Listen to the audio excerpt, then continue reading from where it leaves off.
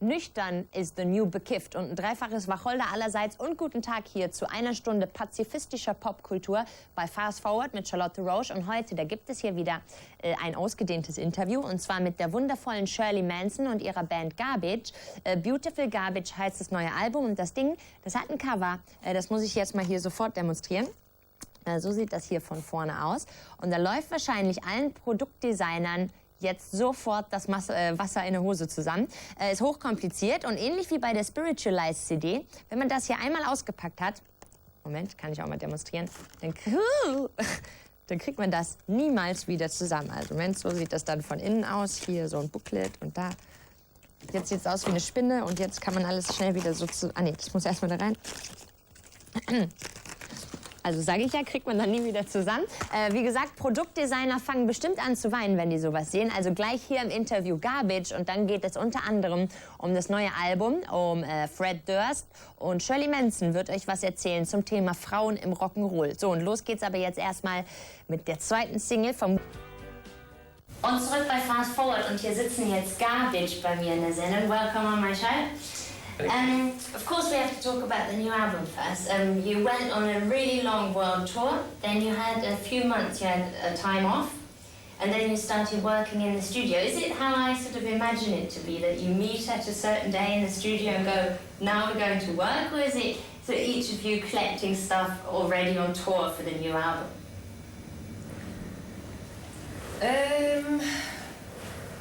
I don't know, it's a sort of funny mixture. I mean, I think you start collating ideas as you're touring, and certainly two of the songs on the new album was written while we were on tour. Yeah. But mostly it all happens once we get together in the studio, and we started basically jamming together for a couple of weeks and taping all our sessions. Yeah.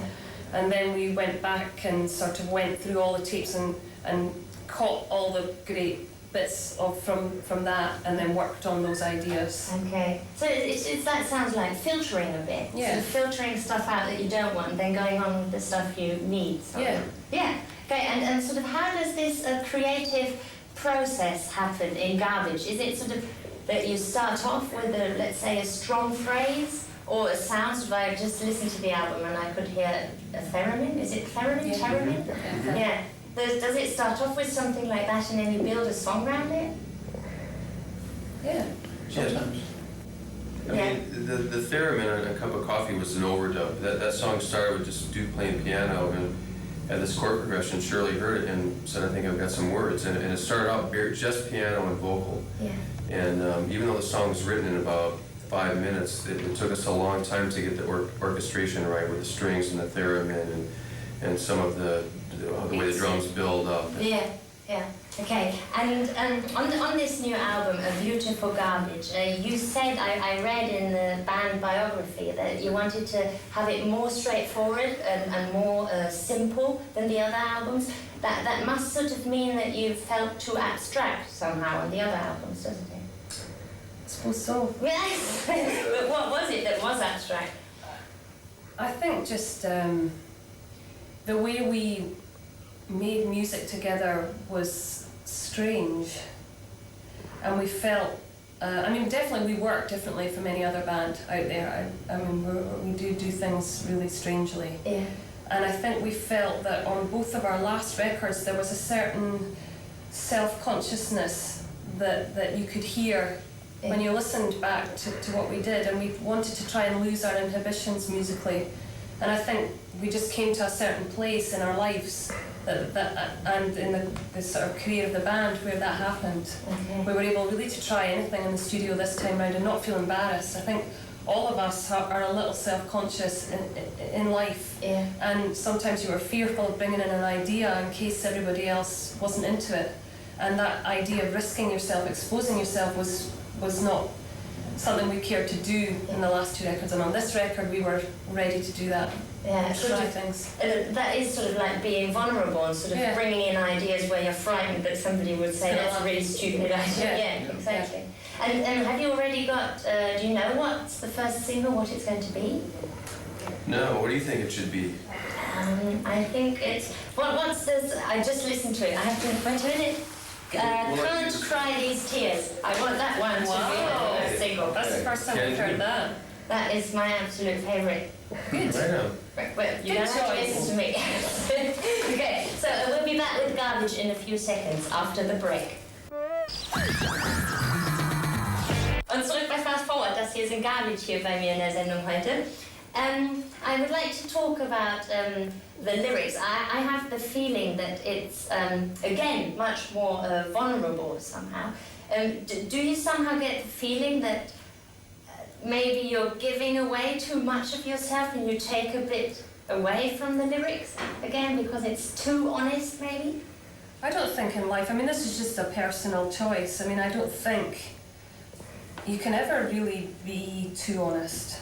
I think if you really want to be happy in your life, your responsibility is to yourself, and your responsibility to be as honest with yourself as you can be. Because if you're not clear about what you want, if you're not clear about what you think, you run the risk of putting yourself in danger, I think. In all aspects of your life, you're not going to end up a particularly satisfied, fulfilled person. So I don't think there is a risk there necessarily. Yeah, because that is one thing that I often think about, is that people often say when you put too much of yourself into something, you're making yourself vulnerable, but that doesn't really have to. Well, you are making yourself vulnerable, but in some ways. But I mean, you can't be fearful of being vulnerable. You have to really be prepared to stand up for what you believe in. And I think people mistake admitting weakness as failing, and I don't really see that. I think you can only really truly be a strong person if you're willing to say, I make mistakes, I am not always right, but that's okay. Yeah. You don't have to be right on. Nobody has to be perfect. Yeah. And you recorded the new album in the Smart Studios in Madison, and this is the third time, obviously. And is it does this place mean a lot to you, or isn't it such an emotional decision? It's more a technical thing, recording there. I don't really know if it's an emotional decision. It's sort of our little clubhouse, and I mean, we're used to working there, and after touring for 20 months on version 2.0, I think we felt like we needed to go back to some place that sort of felt like a sanctuary and to shut the rest of the world out. And I mean, it's just a very comfortable environment, and we're isolated there, which is a good thing. I mean, a lot of people come in there and they see garbage plaques up, or Nirvana plaques, or Smashing Pumpkins plaques, and they're impressed, but we don't really think of it in those terms. It's just a place where we come every day and make music together. Yeah. Okay, and I'd like to talk about, I can sort of see a different approach on this new album. I just have to read it because of the song words and stuff. I think that this album has a few songs where I could sort of hear like black music production, very strong. So R&B stuff going on in Androgyny. Thank you, Mary. Or two hip-hop songs, sort of where lots of hip-hop is going on in Untouchable and Shut Your Mouth. Or would you agree with that it goes into a black direction somehow? I don't know if we'd call it black necessarily, but yes, there's definitely some old school sort of urban beats, I suppose. Yeah. I mean, right at the beginning on our first record, we sort of used some little hip-hop beats in Queer, for example, or Stroke of Luck. And I think we've just been, over the course of the past 6 years, urban music has become so prevalent in the charts that it's hard not to get influenced by that and drink it up, and it's become second nature to you. Yeah, it's difficult to keep the music clean from that. It infiltrates and it cross-pollinates, thank God. I mean, that's the exciting, wonderful thing about music. It keeps on sort of generating. So, yeah, there's definitely that influence on the record. Yeah.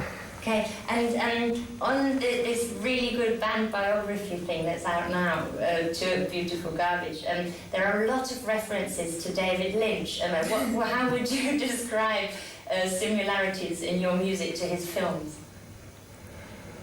I think let's see, a lot of his movies depict a world that's very normal and orderly and clean on the surface, and then as you get down into the layers underneath, you realize that everything isn't right.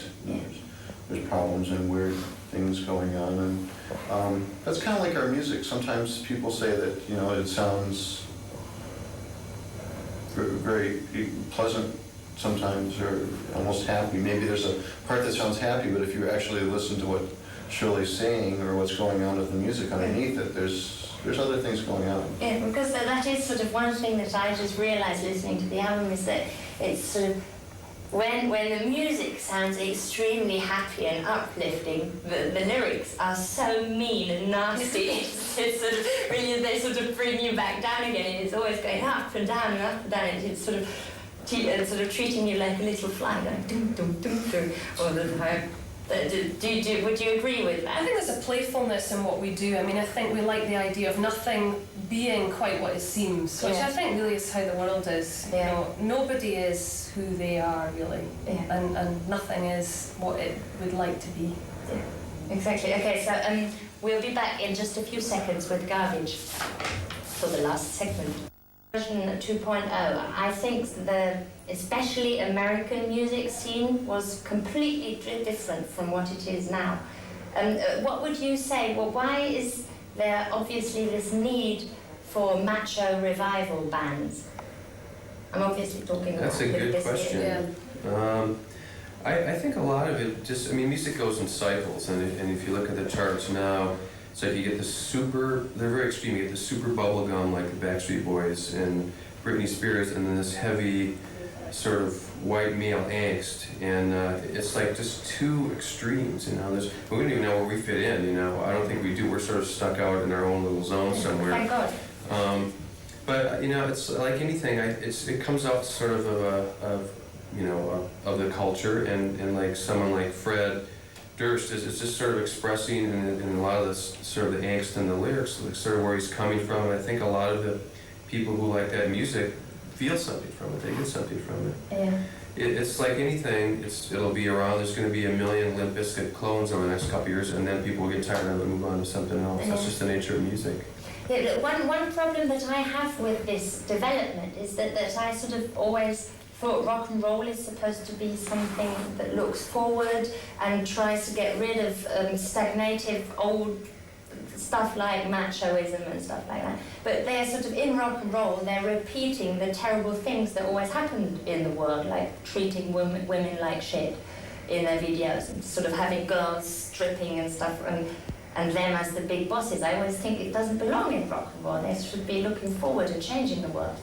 Well, I think in music in general, that's what we hope to gain from music. Yeah. I mean, there is a sort of to transcend the sort of barriers in culture in our society. Yeah. But I think rock and roll, it's a strange beast, and has always attracted a certain kind of testosterone-driven need for expression. I mean, that's also part and parcel almost of the rock and roll myth. Yeah. And so, I think that's always going to be present. I think it's just an outlet for people to express themselves, and I think a lot of bands, like Limp Bizkit, have been really influenced by hip-hop and rap, where, there is still a very testosterone-fueled anger, that's expressed in hip-hop and rap, and I think bands like Limp Bizkit are kind of emulating that style. I think that's, again, a cross-pollination. Yeah, so. yeah, definitely. But I think there's still a lot of people answering that kind of noise. There's other bands, like Radiohead or Coldplay, or, there's a million other people springing up as a counterbalance. So, I think everyone should be able to express things the way they want to, and we as listeners can filter what we wish and what we don't want to reach our ears. Yeah, that is one problem, because if I sort of complain about them being sexist, I am nearly going the direction that American Democrats are going with parental advisory, and I don't want to have anything to do with censorship, but it's really difficult not to go that direction. Sure. And you also have to remember, sexism springs from fear at the end of the day, so I don't, as much as we feel threatened, obviously they are threatened too, so it all works out in the wash. So everybody's threatened. So we're wonderful. Yes. And I always had this feeling that you were one of the women that always pointed out in interviews that it is not the same for a woman in music business than for a man. Is it not that way? It's not the same, no. No, exactly, yeah. Well, why do you think aren't there still enough women saying it?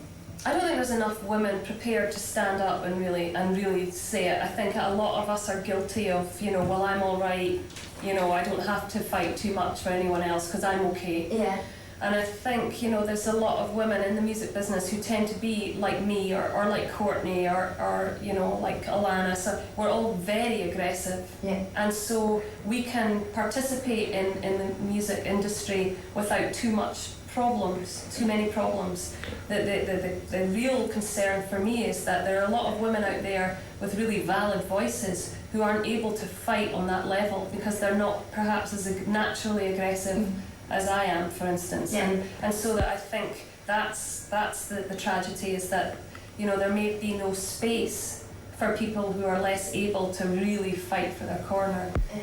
And I think that's problematic. Yeah, but what I always wondered about is, maybe this is a really stupid question, but did ever people sort of approach you and want you to sort of embody like feminist movements anywhere in the world or something because of your statements in the press?